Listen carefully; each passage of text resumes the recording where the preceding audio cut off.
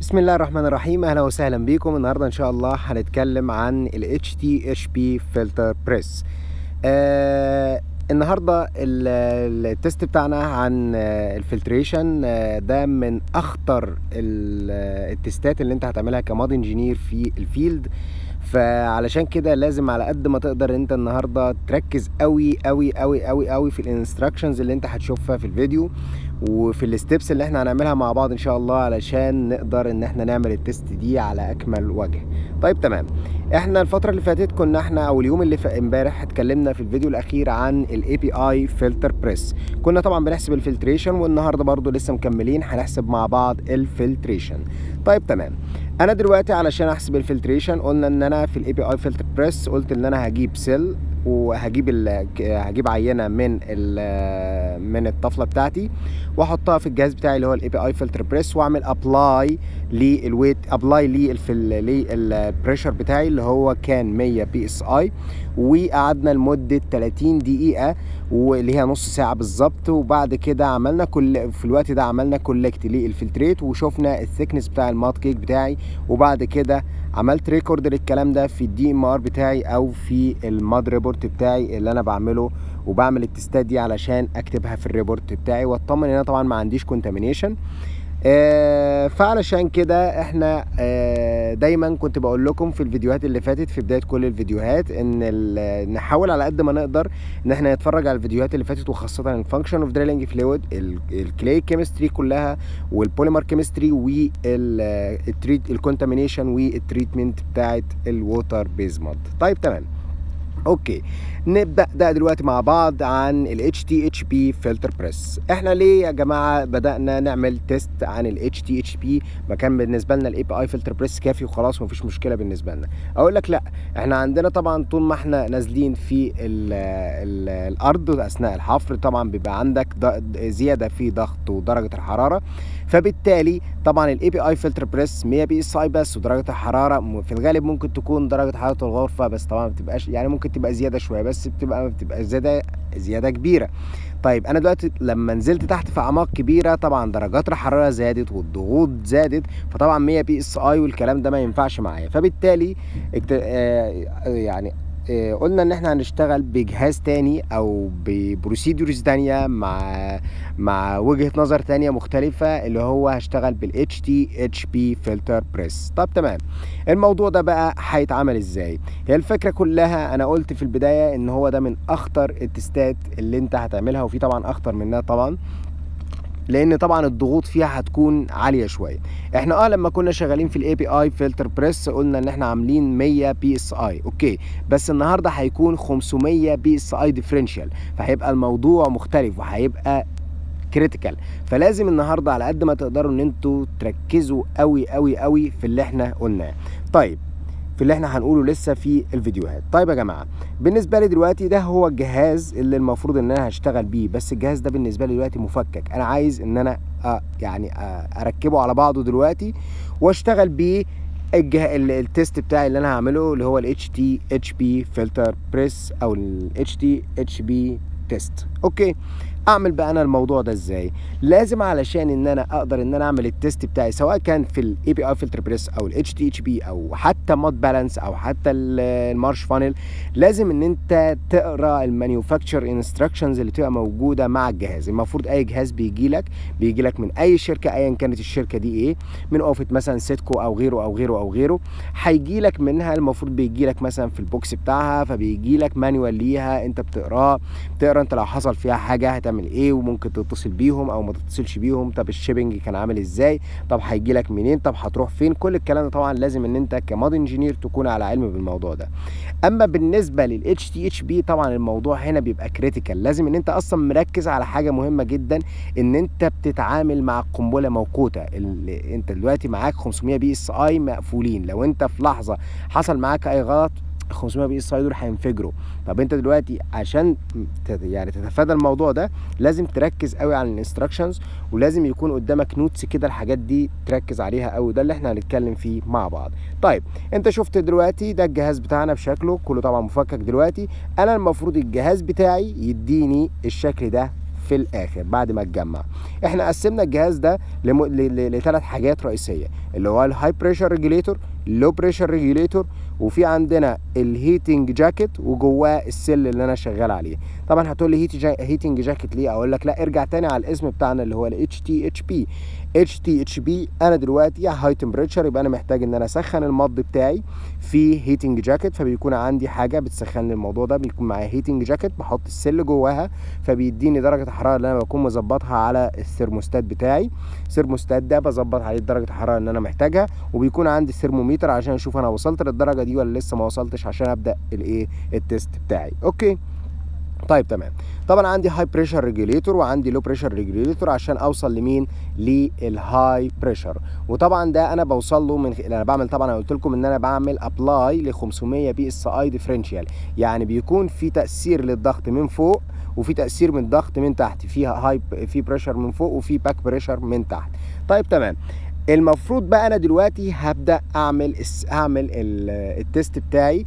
دلوقتي انا كل اللي قدامي ده الانسترومنت او الديفايس بتاعي، ده موجود معايا بالشكل اللي انتوا شايفينه، كل حاجه طبعا لوحدها، مفيش اي حاجه مترتبه.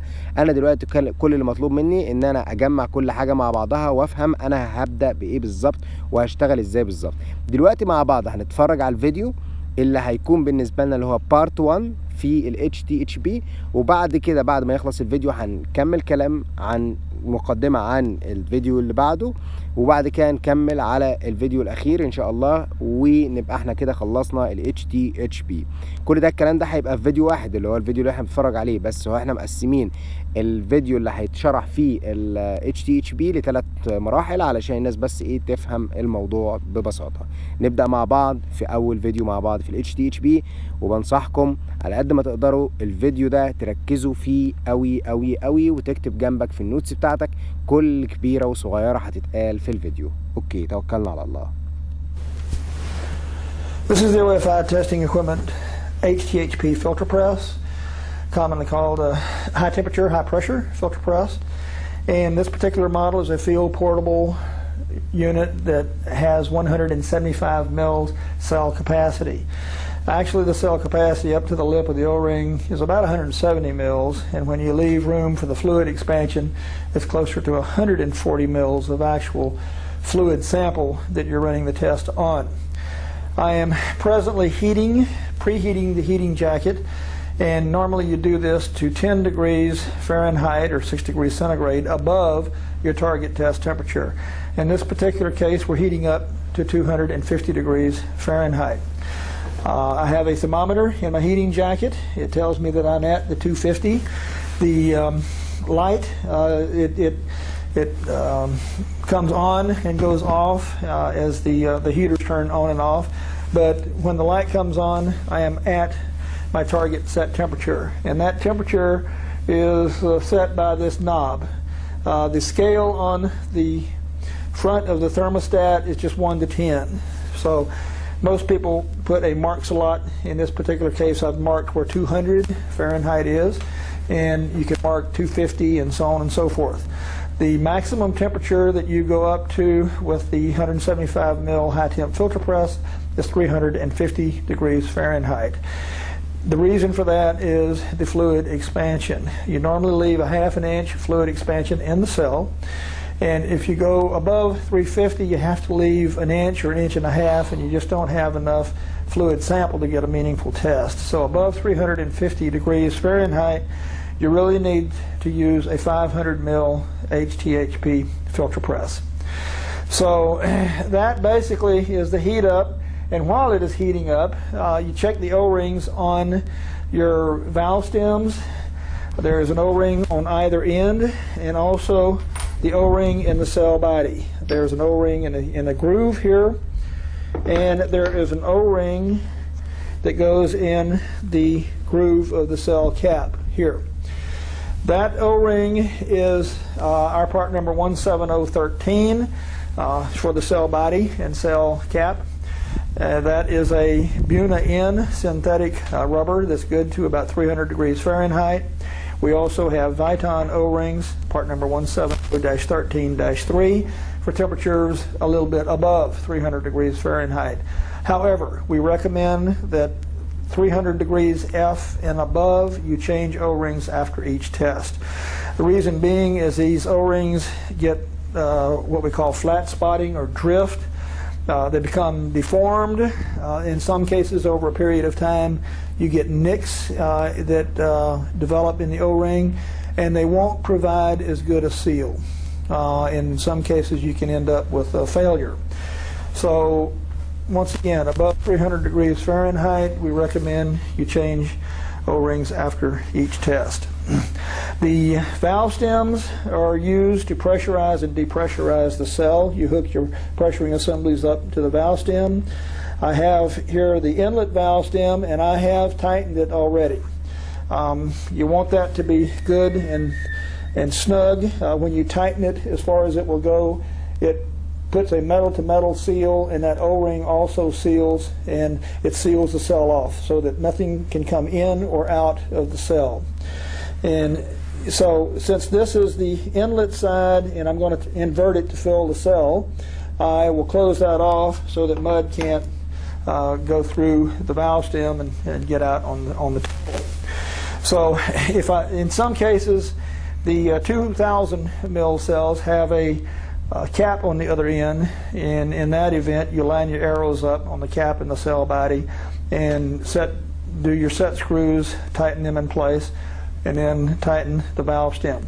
This is a standard 1500 mil or 1500 psi cell assembly that we send out with the stock filter press, number 17000 for 115 volts and 17001 for 230 volts.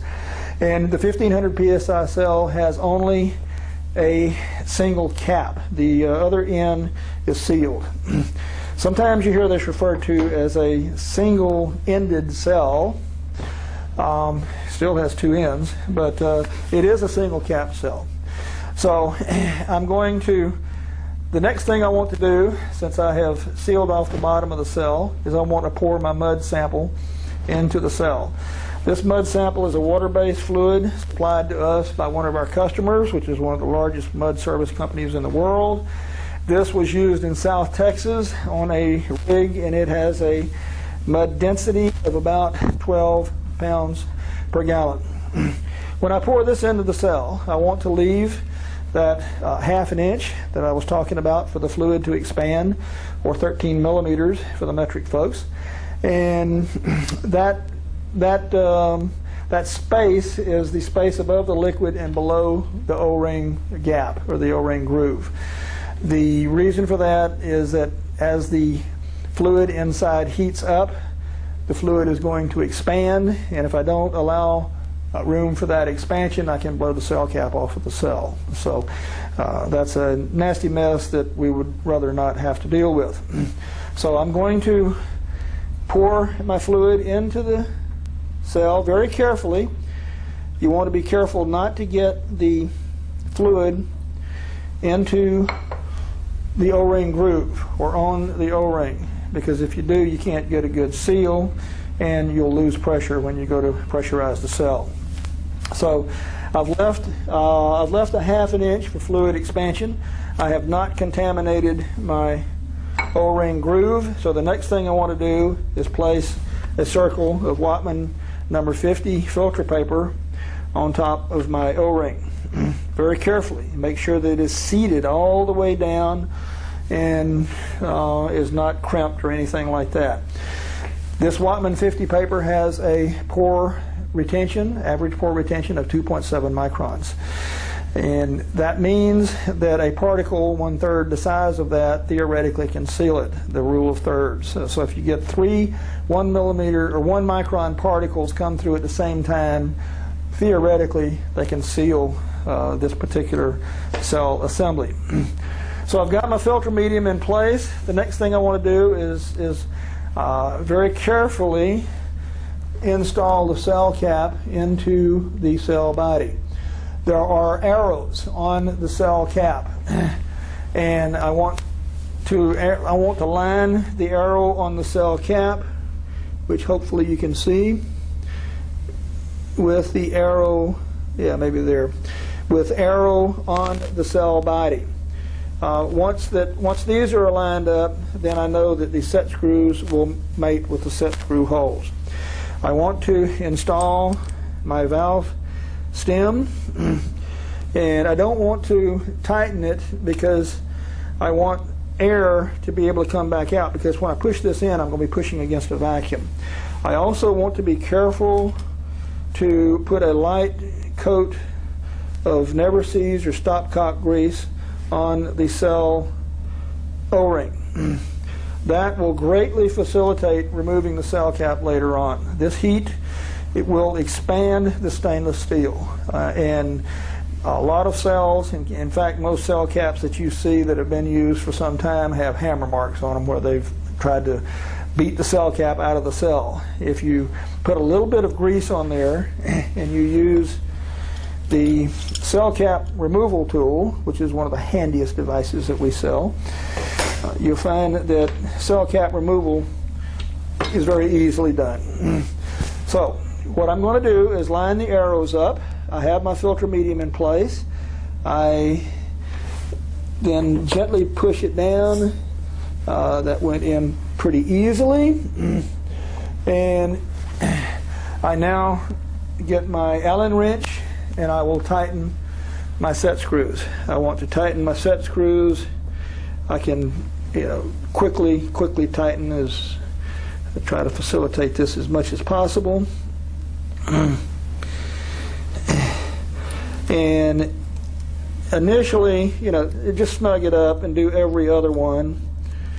And the main thing with these set screws, though, is you want to make sure that they're all tight, all 6 of them. You don't want to have one set screw that's jutting out past the wall of the cell. We frequently get high temp filter press jackets in with the cell that's welded inside of the jacket, and the reason for that is that someone did not thoroughly tighten all of the set screws, and one or more of them was sticking out, and when the heat got to the cell, it expanded, and making the cell body extremely difficult, if not impossible, to get out of the heating jacket. Sometimes there's nothing we can do with it either. So just be careful that these are all tight. And one way to do that is that if you start off at a known place. This says O-Fight. I'm going to tighten this one first. Then I'm going to go around to the next one and snug it up thusly, and to the next one, and I'm going to snug it up. Drop the Allen wrench. Okay, and snug that one up. That one is tight, and that one is tight, and I'm back to the original one that says O-Fight. So all of my set screws are snug, tight, and in place. However, my valve stem is still open because of ease of putting it in place. So now what I want to do is tighten the valve stem, and I do that loose tighten, and then tighten it with the crescent wrench. So now I'm in good shape. I've got a cell, the cap is sealed, the valve stems are sealed, there's nothing that comes in or out of this cell. So I want to invert the cell. Since my filter medium is here, I'm going to be filtering down and place the cell in the heating jacket. I want to transfer the thermometer to my heating jacket, but first I want to rotate the cell until it seats, and you'll hear it right there. There is a pin in the bottom, and that pin mates with the holes in the cell body. And now what that pin does is it prevents the rotation of the cell, so I can tighten and loosen the valve stems at will. I want to take my thermometer and remove it from the heating jacket and place it in the cell wall, thermocouple hole. The temperature right now is reading about 150. It was reading at 250. So I have a cool cell that I'm placing in the heating jacket, and I'm going to have to allow an hour for that heat to convey itself from the heating jacket into the cell. So in the meantime, I can do some things. I can connect my pressuring assemblies. My top pressuring assembly, both of these operate off of CO2 bulbs, and I will place my top pressure assembly in place. I want to make sure that my T-screw is not supplying any pressure to the diaphragm so that no pressure can get into the cell. I want to hold this in place with the retainer pin, and sometimes these things you have to line up the groove like so, and I want to turn this like so. And then there is a cotter pin on the end, so I want to put that in place so that the lanyard will stay in place, and therefore the retainer pin can't blow off of the pressuring assembly and off of the needle valve. I do the same thing with the back pressure receiver on the bottom. I have the appropriate lanyard pin as well. I place this on the valve stem, put it in place. I attach the cotter pin to the lanyard, and being very careful not to burn myself because this heating jacket is hot, about 250 degrees Fahrenheit. So now I have the top and the bottom pressure assembly in place. Before I put a CO2 bulb, before I do anything, I want to make sure that this is loose, is turned counterclockwise so that it won't supply any pressure to the assembly. And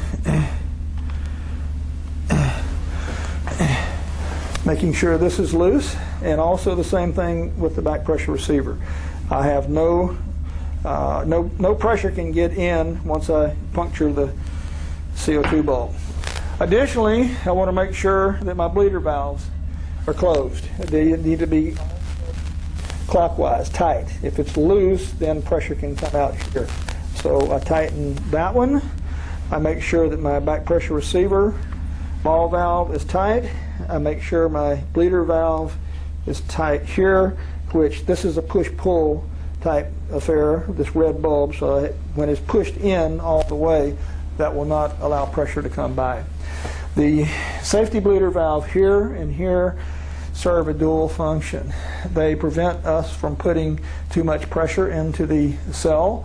Some of these big nitrogen tanks have 3,000 psi, so these are set to blow off at about 190 psi. Additionally, they allow us to bleed off pressure from the regulator to the valve stem at the end of the test, and I will show that when we get to that point. So basically what we've done now is we're ready to hit this with pressure and install our CO2 bulbs, etc., etc. These CO2 bulbs are little pressure vessels. They have anywhere from 900 to 1,000 psi inside, and being small, they're a very portable pressure source, which is why we use them on these filter press units. We use them on a high temp unit as well as on a field unit. The bulb goes in the barrel, and we install the barrel in place without tightening it down too much. When we tighten it down, we puncture the CO2 bulb. I could puncture it now, but I'll do it all at the same time to show better how this is done. These threads are very coarse, so sometimes they're a little difficult to get on. So we've got all of our bleeder valves released or tightened down. Everything is in good shape. So this is a closed pressure system that we have right now. The API recommends or suggests, and most people do, that when you run a high pressure filter press test, that you're running a 500 psi differential. That means that you have 500 psi on top more than you have on the bottom. The bottom really dictates, the bottom or the back pressure really dictates the pressure that you use. And that is dictated by the temperature that you go to. When we go above the boiling point of water, the boiling point of water is 212 degrees Fahrenheit or 100 degrees centigrade. When we exceed that, the liquid, if it's water, and water-based fluid is typically what we use, that will turn to steam. So to prevent our base phase water from turning to steam, we elevate the pressure. At 250 degrees Fahrenheit, which we're at now, the vapor pressure is about 30 psi. So I've got to be in excess of 30 psi. And we typically put 100 psi on the bottom to keep it from turning to steam, to keep our filtrate that we collect from turning to steam. If we're going to put 100 on the bottom, then we're going to put 600 on top, and that is our 500 psi differential pressure.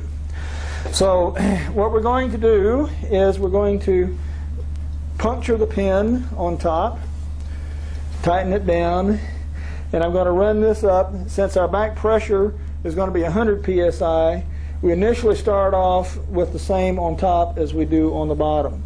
So I'm going to run this up to about 100 psi. Now the valve stem on the top and the bottom are closed. I'm going to do the same thing on the bottom. I'm going to tighten the barrel down, and I'm going to tighten my regulator T-screw.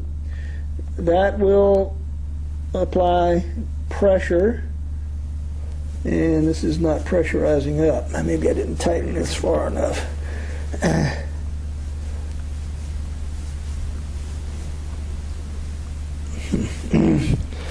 Sometimes you get a bad CO2 bulb that just doesn't puncture for whatever reason. So I'm going to try another one. That one is a used one. Okay. I don't know why, but it just sometimes they don't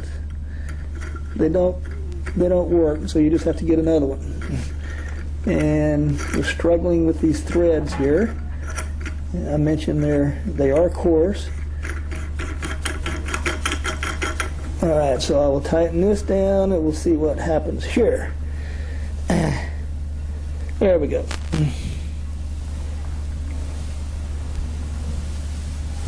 All right, I have 100 psi on the bottom.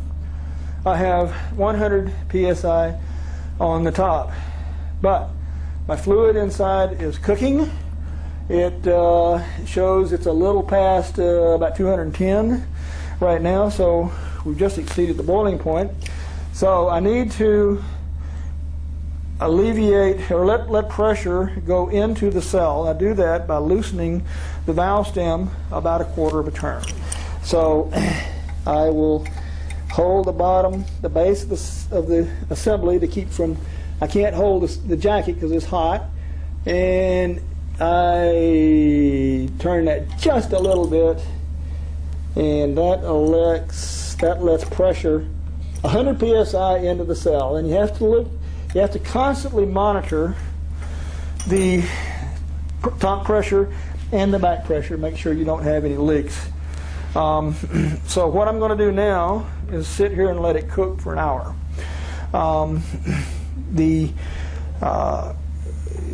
hour heat up time is so you get a heat transfer from the hot heating jacket into the cell body, and then consequently from the cell body into the fluid. We ran a number of tests where we put thermometers, thermocouples, in the fluid years ago, and we found that with this particular size filter press, after 30 to 45 minutes, on virtually 98% of the cases, the fluid inside the cell was at the target temperature.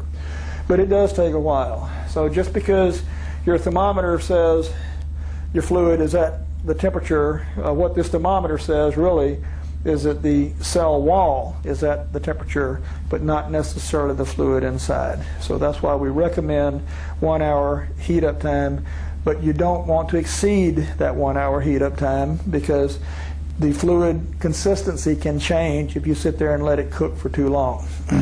And we found that that is very true. That's also per API specifications. So what I'm going to do is turn this off rather than let it watch it cook for an hour, and then I'll come back and we'll run the test. اوكي، احنا كده يعتبر شفنا اول جزء بالنسبه لنا.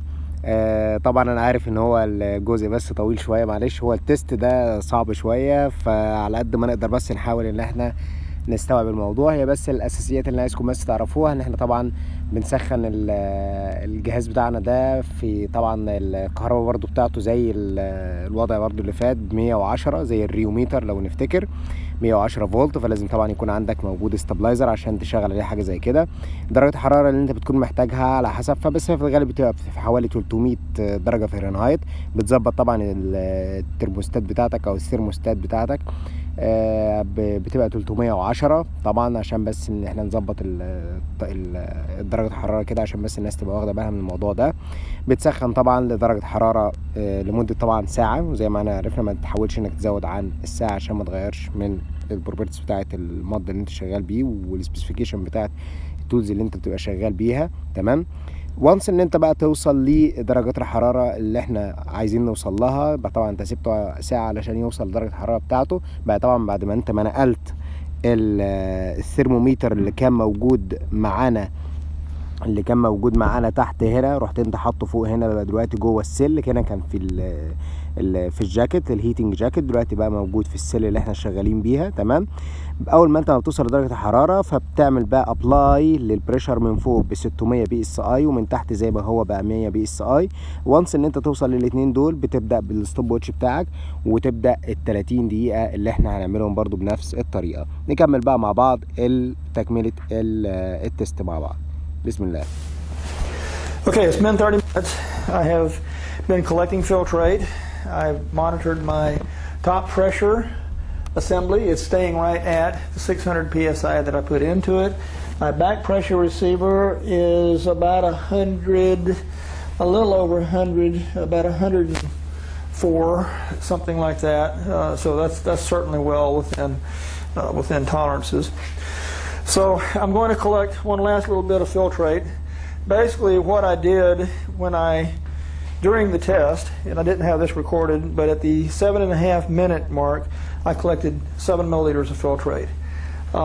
I'm going to collect the last little bit, see what comes out here. Not very much.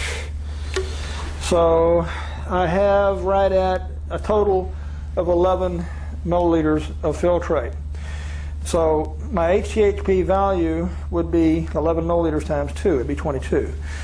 So the spurt loss we'll calculate in a minute. But at the conclusion of the test, the first thing I want to do, and this is very important, is I want to seal off the cell. And I do that by closing the valve stems. So I'm going to close the valve stem on the top. This will keep any pressure from going into the cell. I'm going to do the same thing on the bottom, being mindful that this is in reverse. So I'm going to tighten.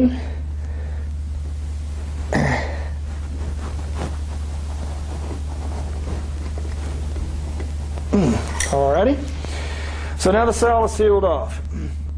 So the next thing I do is I want to stop pressure from going into the regulator assembly. I close off the flow of the gas, if you will. So I do that by loosening the T-screw. And when I do that, I'm depressing the pressure on the diaphragm, and the diaphragm is popping back into place. And when this gets loose, as it is here, there is no pressure coming from the CO2 bulb through the regulator. It's being stopped by the diaphragm. So I will do the same thing on my receiver regulator. These regulators, by the way, are both Concoa regulators. They take the same diaphragm. They take the same regulator repair kit, which is a part number 14307. Okay, so I have this completely backed off and this completely backed off. So I have no pressure going into either of the regulators, or actually going through either of the regulators, because the diaphragm is stopping the gas from flowing past it. However, I do still have pressure between the regulator and the cell, and in the cell, as a matter of fact. So the pressure in the cell is sealed off by the valve stem, but I do have some pressure here, and I've got some pressure between the regulator and the receiver body.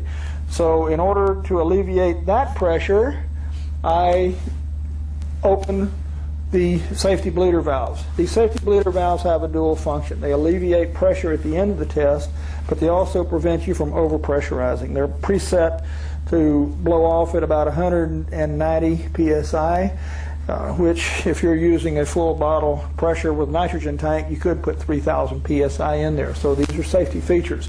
It bleeds off the pressure, but additionally they're safety features and they don't allow too much pressure to be put into the assembly. So I'm going to bleed off the pressure. You see the gauge go down to 0. So now I have no pressure going in here at all. I'm going to do the same thing on the outlet side. I want to be careful not to burn myself because this is hot. I will bleed off the pressure there. So both of these assemblies now, there's no pressure going into my valve stem assembly.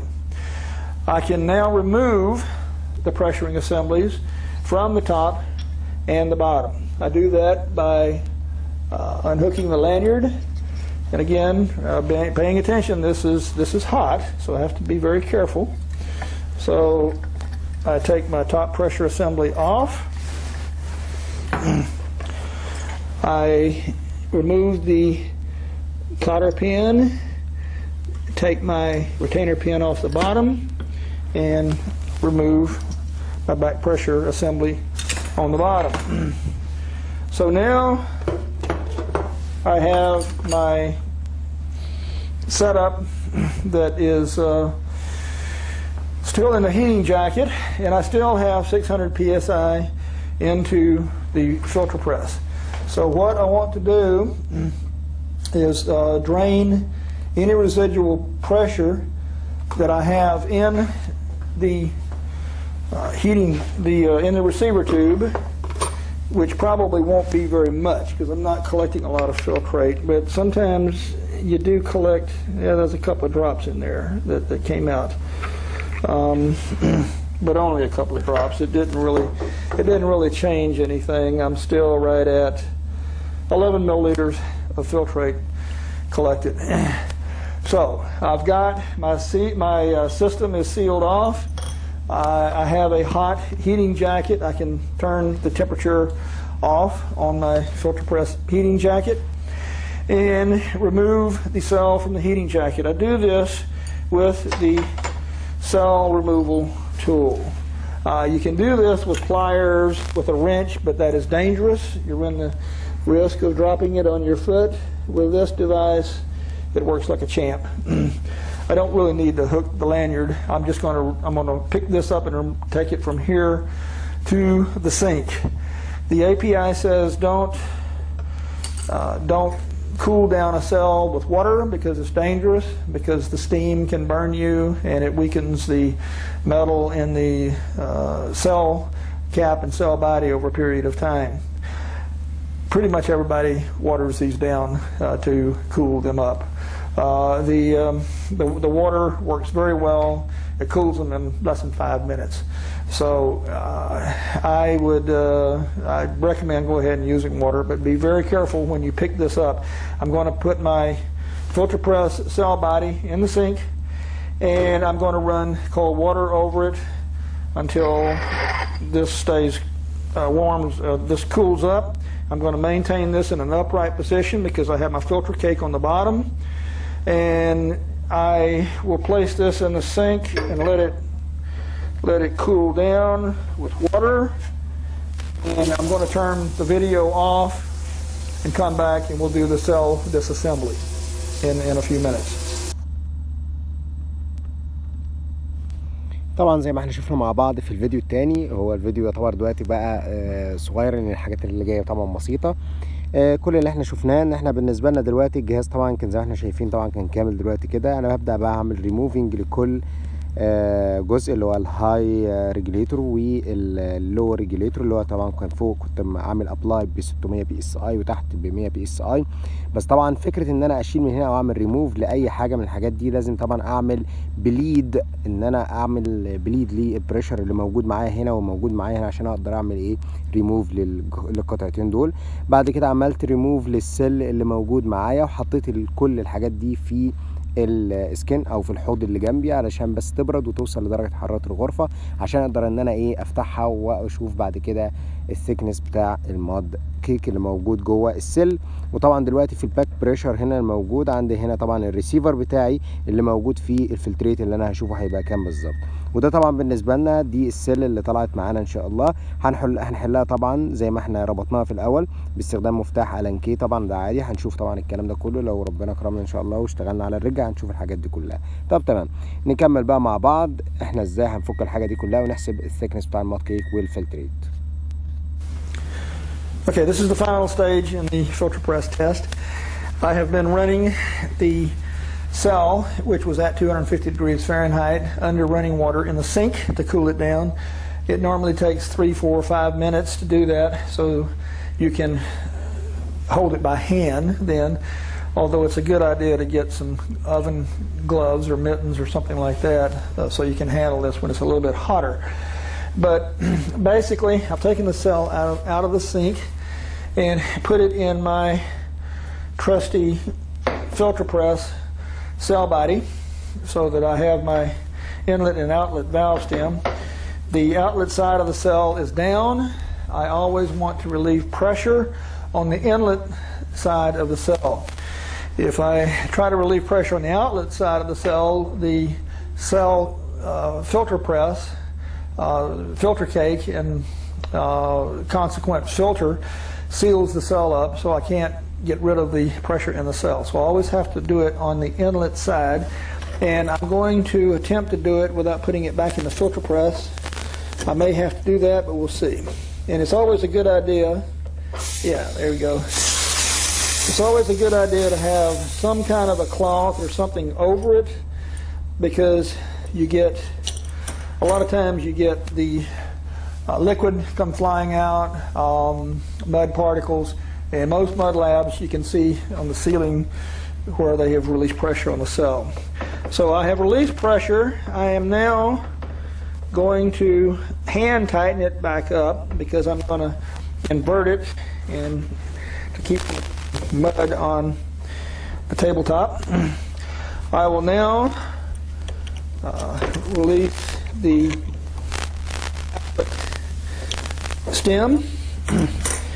Not that I need to, it's just a habit that I've gotten into. And then I will remove the set screws, and I'll do them just like I did. I'll skip one, and I'm just kind of breaking the tension on it right now. I'll release these with a little more vigor in a minute. The idea is that these set screws are what is the only thing holding this cap in place. There's 6 of them, and the set screws need to be all the way in so that you don't get suspension and have them welded inside the heating jacket. But at the same time, when you're releasing them, you want to watch that you don't get extrusion of the cell cap, because that means that you may have pressure trapped in the cell. But we heard and saw pressure release in the cell, so we know in this particular case that's not a, although I am getting a little, another milliliter or so of mud coming out that was inside of the valve stem. So it looks like I've got my set screws are all out. I'm going to take my valve stem completely off. Now, I mentioned earlier about the cell cap removal tool and what a handy device that is. Well, here it is here. And I'm going to screw this part of it in where the valve stem goes. And screw it in just enough for the threads to catch. And then the lever part put in one of the cell stop holes, like thusly, and I just push down on it. Look at that. Very, very simple. And no hammering, no effort. The greased O-ring made all the difference in the world, and the cell cap removal tool made all the difference in the world. So that's a handy device that sell as a separate item. Every mud lab should have one. Now, I want to retrieve my filter cake, which is deposited on the filter paper, and I want to record that to the nearest 30/2 of an inch. Filter cake is typically described as by appearance, and that appearance is rubbery, firm, thick, soft, all those scientific type terms. So that's what we're going to be looking at. I'll take a spatula and gently pull my filter medium out. Not much of a filter cake, very small and not uniformly placed. I'll lay it down on a napkin so you can see that better. And the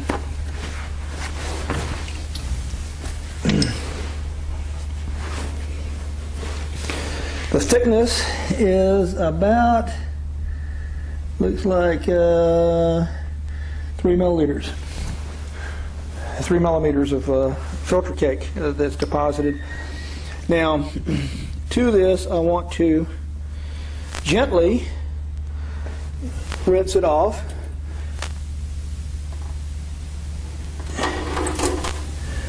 And not much came off.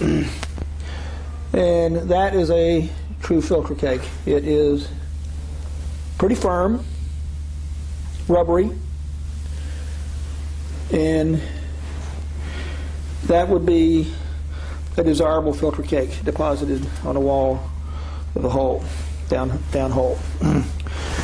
So that is the report I would turn in on a filter cake. 3 millimeters, firm and rubbery. As far as the filtrate collected, I collected a total of 11 milliliters of liquid during the test. 7 of that was what we call spurt loss that was collected at the 7.5 minute time. The balance was collected during the 30-minute period. So if I plug that into my formula for spurt loss, that is 2 times the 7.5 minute collected minus a combination of the 30 minus the 7.5 minute. And I make that out to be a spurt loss of 6. So I have a spurt loss of 6. I double that. That would be 12. No, wait a minute. 7 minus 4, that's 3. times 2, so I have a spurt loss of 6. Correction, I have a spurt loss of 6.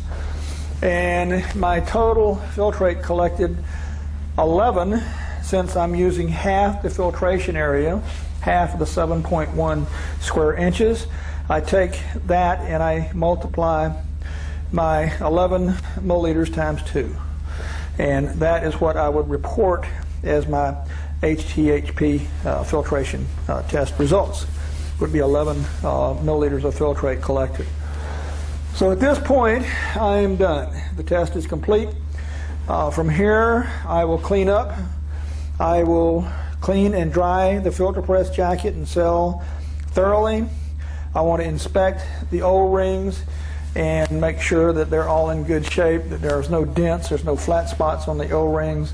And had I gone above 300 degrees, which I didn't, but had I gone above 300 degrees, I would have replaced those O-rings, because as I mentioned earlier, they have to be replaced above 300 degrees Fahrenheit after each test. So basically, that's it. That's a complete HTHP filter press test run. I hope you can see that it's not particularly a dangerous test. It is a test that requires some common sense and some knowledge and patience of what you're doing. And if you take time to do things right,